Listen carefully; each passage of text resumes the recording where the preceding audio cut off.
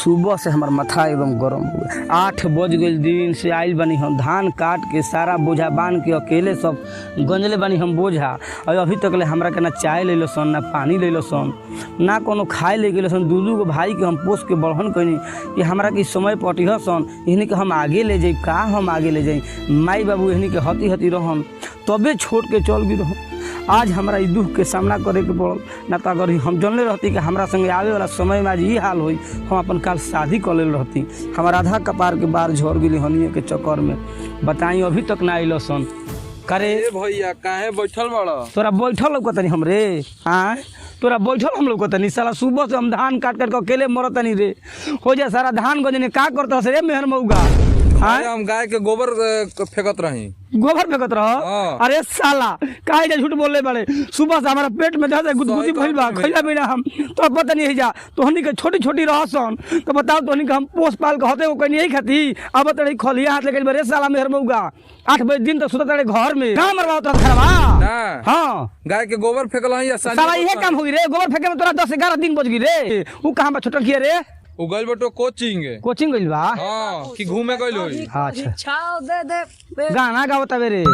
कहां रह से? कोचिंग गई रही। कोचिंग रहस? हां कोचिंग रहस तू? हां की गुरस माल पटावे? माल पटा गई रही कोचिंग करे गई रही।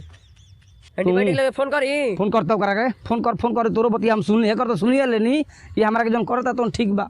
हम तोरो से पाक गेल बनी अब तू ही एगो छोट बाबे हम तोरो से पाकले बनी। बोलाओ करो बतिया हम सुन नहीं मांग अरे आउ त भैया कहता हूं कि घूमे के रहिया तनी आउ तो बोला सुन ली तोर संगतिया कौन तनी देख ली कि कौन तोर संगतिया हो कितना बढ़िया संगतिया संग तू रहत हवे।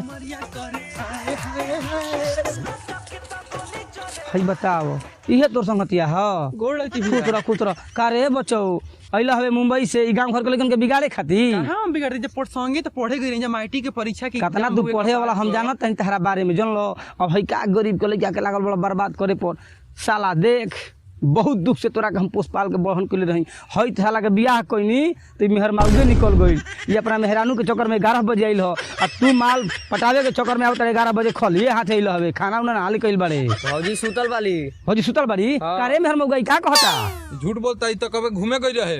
घूमे गई रही। हां ई जागा रह त कहनी कि भैया तनी नाश्ता बनवा दो तो कहता कि जो तू खाली हाथ। अरे तू बोल बे झूठ गोबर हम फेंक के सानी को तो रही कि ना। चुप रह सन साला तोहनी के चक्कर में हम बर्बाद हो गए बनी।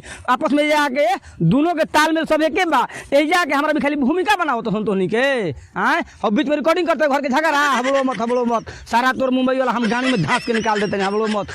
करे मेहर मौगा तोहनी के अस्थिर रहबो सन कि ना रहबो सनी बताओ सन।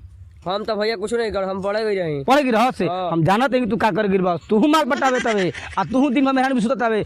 अब तोहनी से हमारा ना सब पड़ी इतना दिन हम बर्दाश्त कइनी न अब हमारा से ना सब पड़ी। तू एकरा मेहरान चक्कर में रहते तबे एक मेहरान छिनार आई गेल बिया हम जान गेल बनी कि तू का करबे। हमारे के कुछ कह लेकिन हम मेहरानू के कुछ न कहना तो एकरा खातिर बहुत कुछ हो जी बहुत कुछ हो जाई। तोरा मेहरानू कह दिन तो तीत लाग था आ तोरा के हम पोस पाल के बहन के तीत ना लागत रहे ओकरी जन कहत रही तो बात मानत रहस। आज ई कोनो बात था हमार मेहरानू के कर बछिना तोर मेहरानू जाइबे तबे से घर में कला भइल बा रे तो केकरा हम कही हमार गलती बा। ई कबे घर घूमे ते हमार खीसे करा पुता हम घूमे गई रही कि पढ़े गई रही। पढ़े गिरह से हां सुनो सन हमरा जितना सपरल जितना करे कहीं अपन हम आधा जिंदगी बर्बाद कहीं अब हमारा तोहनी के रहन बर्दाश्त नहीं के होत।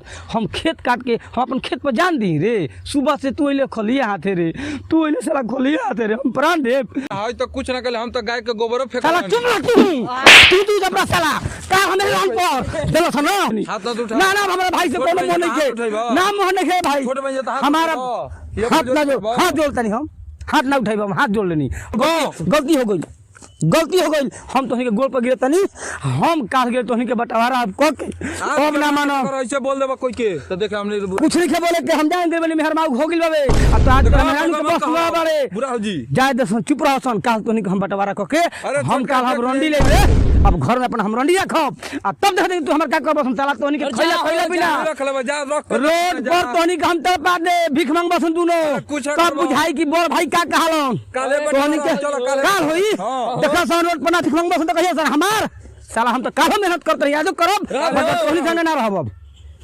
काले जा सरपंच सुन। मुखिया यहाँ बंटवारा होई। बंटवारा हो के रही अब बंटवारा सरपंच मुखिया का हमर झाट साला हम कइले बन सब तोहनी कम जन देन तो लेबो सरपंच मुखिया होई। सरपंच मुखिया हुई रे साला एगो माटी के घर है रे आ तोहनी के हती हती जब रहसन तो तोहनी के माई बाबू छोड़ के मुआ रहन तोहनी के लइका समझ के हम पोस पाल के बड़हन के नहीं हम ना जानी कि हमार साला तोहनी के भाई दुश्मन हो के बतन हम तोहनी के गोल पर गिर तनी अपन इज्जत बताओ तनी तू ज्यादा तू अपन माल बतवा तू बंटवारा आ करबा तू मुखिया अपन सरपंच करियन एक बीता के होई। तू मेहर मौगी कर तू गाँव बोल हमारा उससे मतलब अब नहीं खे हम अब रंडी बसाई तब तोहनी के जन बसन कि भाई का कहालन हो जा, जा जा, जा। जा, ठीक बा ठीक बा ठीक बा नहीं बताओ तो जा। देखा तबे खबरों मत जा हम तो नहीं कोने हम चलनी है पण है ने अब ना रही रे ई घर ना बसी छोटा